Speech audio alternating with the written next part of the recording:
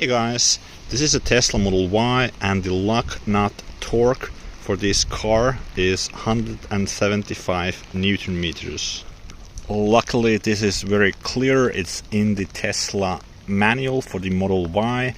It's the same torque for all the factory wheel sizes, so for 19, 20 and 21 inch wheels it's always 175 Newton meters.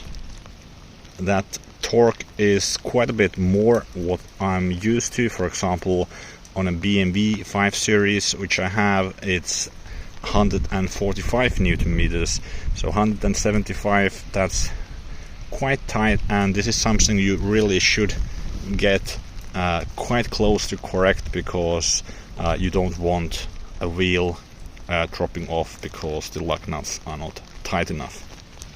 So you really should use a torque wrench. I'm using this one. This is a rather small torque wrench. It does have torque up to something like 200 Newton meters, so the torque is sufficient, but the lever on this is quite short, so 175 Newton meters, I really need to work quite hard to get it up to that torque. I hope this video was helpful. Thanks for watching.